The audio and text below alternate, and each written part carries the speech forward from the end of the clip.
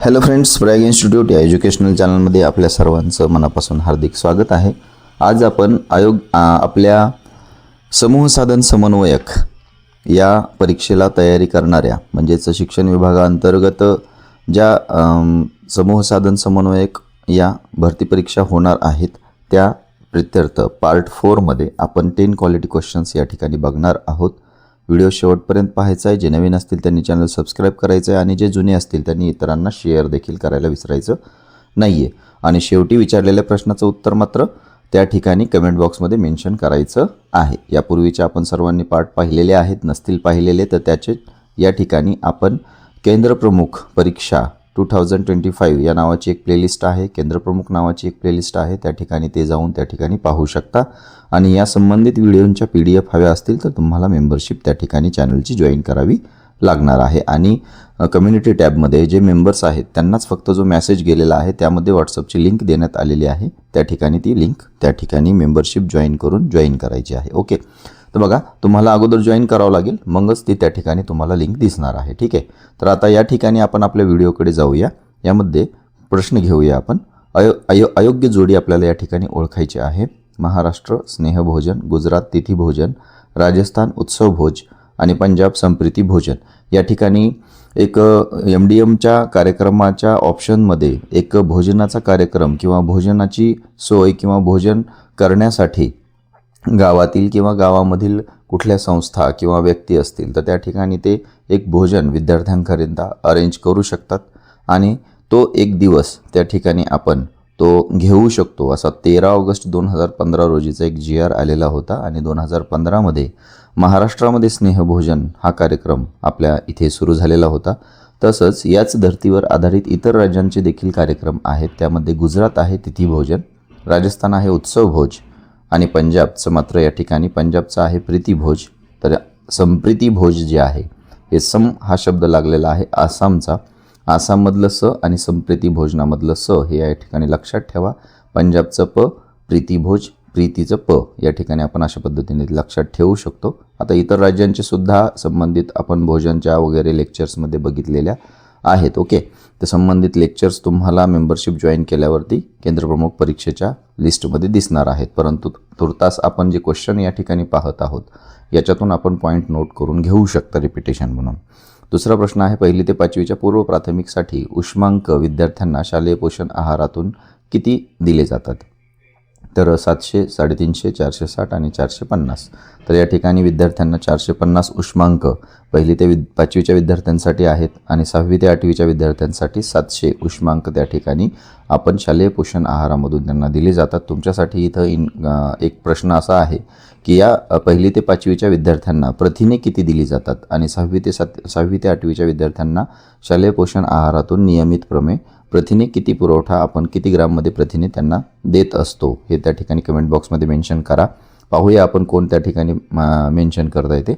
पुढे प्रश्न बघा, अल्पसंख्याक वर्गांना आपल्या पसंतीच्या शैक्षणिक संस्था स्थापण्याचा व त्याचे प्रशासन करण्याचा हक्क घटनेने कोणत्या कलमान्वये दिलेला आहे? आता अल्पसंख्याक वर्गांना आपल्या पसंतीच्या शैक्षणिक संस्था स्थापण्याचे व प्रशासन करण्याचा हक्क कलम 30 अन्वये त्या ठिकाणी देण्यात आलेला आहे.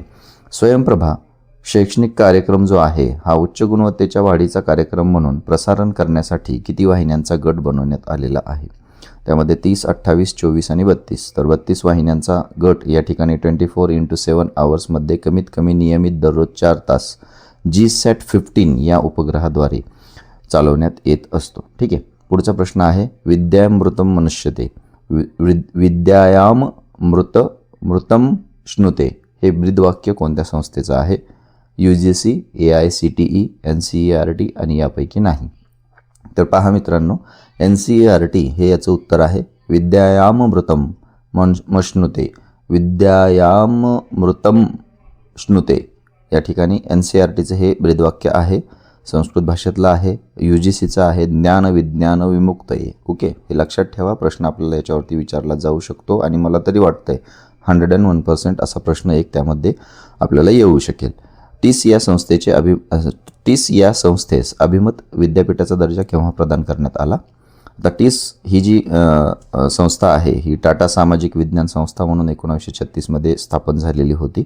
परंतु तिला अभिमत विद्यापीठाचा दर्जा म्हणजे एक वैधानिक स्वरूप जे आहे अभिमत विद्यापीठ म्हणून तिला दर्जा जो देण्यात आलेला आहे तो 1964मध्ये देण्यात आलेला आहे. मुख्यालय जे आहे हे मुंबई या ठिकाणी आहे आणि याचे प्रादेशिक कार्यालय जर बघितलं तर हैदराबाद, तुळजापूर आणि गुवाहाटी हे 3 केंद्र टिसचे आहेत. ओके, तर महाराष्ट्रातील कुठलं केंद्र आहे तर हे त्या ठिकाणी विचारलं जाऊ शकतं. तर महाराष्ट्रात मुख्यालय आहे मुंबई, त्याच्याच थोडीच एक इतर केंद्र जे आहे ते तुळजापूर आहे. पुढचा प्रश्न बघा.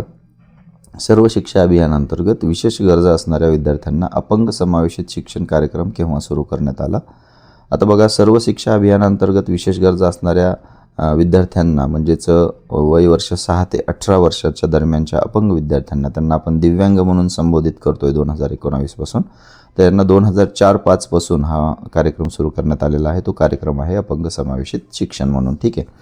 पुढे दिव्यांगांना शासकीय नोकरीमध्ये किती टक्के आरक्षण देण्यात येत आहे? तर दिव्यांगांना शासकीय नोकरीमध्ये आरक्षण जे आहे हे 4% देण्यात येत आहे. 29 मे 2019चा GR आहे, त्यानुसार 4% आरक्षण त्यांना देण्यात येतं. RPWD हा जो कायदा आहे हा दिव्यांगांकरिताच एक त्या ठिकाणी कायदा केलेला आहे आणि तो अधिनियम 2016चा आहे.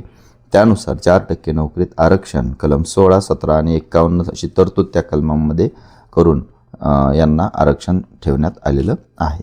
पुढचा प्रश्न आहे, आकार बाल शिक्षणक्रम एक अभ्यासक्रम महाराष्ट्र MSCERT, ICDS आणि युनिसेफद्वारे कोणत्या वयोगटातील बालकांच्या शिक्षणासाठी बनविण्यात आलेला आहे? आकार हा बाल शिक्षण कार्यक्रम जो आहे हा बाळशाळा म्हणून संबोधला जातो. आता बाळशाळा म्हटलं की त्या ठिकाणी बाळ म्हटलं की लहान वय असणार. आता हे संबंधित पर्याय लहान वर्षाच्या मुलांसाठीच दिलेले आहेत, परंतु त्यांना एक बाळशाळेमध्ये पोषक वातावरण, कृतीयुक्त शिक्षण हे सर्व काही वयोगटातील त्या बालकांच्या विकासाकरिता आवश्यक असतं. ते 3 ते 5 वर्षाच्या विद्यार्थ्यांकरिता आकार बाल शिक्षणक्रम एक अभ्यासक्रम या तिन्ही पुरस्कृत द्वारे तयार केलं जात होतं. तर असाही प्रश्न आपल्याला येऊ शकतो की 3 ते 5 वर्षाच्या दरम्यान आकार बाल शिक्षण कार्यक्रमामध्ये ICDS सोबत कोणी काम केलेलं आहे? तर MSCERT आणि युनिसेफनी काम केलेलं आहे असं त्या ठिकाणी आपण लक्षात घेऊ शकतो. पुढचा प्रश्न घ्या. महाराष्ट्र राज्य पाठ्यपुस्तक निर्मिती व अभ्यासक्रम संशोधन मंडळ यांची स्थापना केव्हा केली? 1967मध्ये याची स्थापना केलेली आहे. 1966मधल्या कोठारी आयोगाने याची शिफारस केली होती आणि शैक्षणिक विकास व संशोधन करणारे मंडळ म्हणून 27 जानेवारी 1967 पासून यांची स्थापना करण्यात आलेली आहे. पुढचा प्रश्न आहे, अतिरिक्त पूरक मार्गदर्शन ही शिक्षक कर्तव्य RT ॲक्ट 2009मध्ये कोणत्या कलमान्वये सांगितली जाते? आता प्रश्न निघण्यासाठी खूप काही निघत असतात. अतिरिक्त म्हणलं की जादा आणि पूरक म्हणलं की उणीव भरून काढणारे मार्गदर्शन. म्हणजे जादा आणि उणीव भरून काढणारे मार्गदर्शन शिक्षकाला कलम 24 कलमांतर्गत द्यावे लागत असतात. हे या ठिकाणी आपण लक्षात घ्यायचं आहे. आता इन बिटवीन जे काही मुद्दे या ठिकाणी मी सांगितलेले आहेत ती सर्व मुद्दे आपण नोट डाऊन करून घ्यायला हवीत आणि ती तुम्हाला त्याच्यातूनही दुसरा प्रश्न हा तयार होतोय हे तुम्हाला सुद्धा त्या ठिकाणी जाणवेल. पुढचा प्रश्न आहे, आर्थिक सहकार्य आणि विवाद संस्था म्हणजेच विकास संस्था OECD या संस्थेच्या माध्यमातून केले जाणारे मूल्यांकन कोणते? तर आता OECDद्वारे 15 वर्ष वयाच्या मुलाचे ज्ञान व कौशल्य तपासले जाते आणि ते PISA हा कार्यक्रम त्याच्या संबंधित आहे. तर PISA संबंधित प्रश्न आला तर हे लक्षात ठेवा. पुढचा प्रश्न आहे, उदाहरणे देऊन नियम शिकवणे हे कोणत्या सूत्राचे उदाहरण आहे? आता सूत्र असतात अध्यापन पद्धतीमध्ये, जसं की ज्ञाताकडून अज्ञाताकडे, मूर्ताकडून अमूर्ताकडे, पूर्णाकडून अंशाकडे, अंशाकडून पूर्णाकडे. तर त्या संबंधित प्रश्न दिला आहे तुम्हाला की उदाहरणं देऊन जर आपण एखादा नियम शिकवतो तर ते कोणतं सूत्र असतं? तर ते ज्ञाताकडून अज्ञाताकडे हे सूत्र असतं. हे लक्षात ठेवा, प्रश्न याच्यावरती विचारला जाऊ शकतो. संप्रेषण ही एक टिंबटिंब प्रक्रिया आहे. आता संप्रेषण ही जी प्रक्रिया आहे ही निरंतर चालणारी प्रक्रिया आहे. ओके, त्यालाच आपण एक प्रकारे कम्युनिकेशन असं म्हणतो. पुढे नंतर माहिती तंत्रज्ञान कायदा कधी अंमलात आला हा प्रश्न तुमच्यासाठी आहे. याचं उत्तर कमेंट बॉक्समध्ये मेन्शन करा. पर्याय आहेत 1998, 2000, 1999 आणि 2005. ठीक आहे. तर एक इन्फॉर्मेशन टेक्नॉलॉजी ॲक्ट जो आहे तो केव्हा झाला किंवा कधी अंमलात आला ते सुद्धा त्या ठिकाणी कमेंट करा. व्हिडिओ कसा वाटला ते नक्की सांगा आणि अधूनमधून विचारलेल्या प्रश्नांची उत्तरे देत चला, म्हणजे आपल्याला त्या ठिकाणी परीक्षार्थी म्हणून परीक्षेचा थोडंसं ओझं किंवा टेन्शन थोडंसं हलकं होऊन आपल्यामध्ये आत्मविश्वास निर्माण होईल. ठीक आहे. तर ज्यांनी चॅनल जॉईन केलेलं आहे त्यांना PDF नक्कीच मिळेल आणि इतरही काही आपल्या अडचणी असतील तर आपण कमेंट बॉक्समध्ये मेन्शन करा किंवा prayaginstitute@gmail.com वरती तुम्ही मेलसुद्धा करू शकता. ओके, तर भेटू आपण अशाच एक माहितीपूर्ण व्हिडिओमध्ये. तोपर्यंत have a nice day. Bye bye and thank you.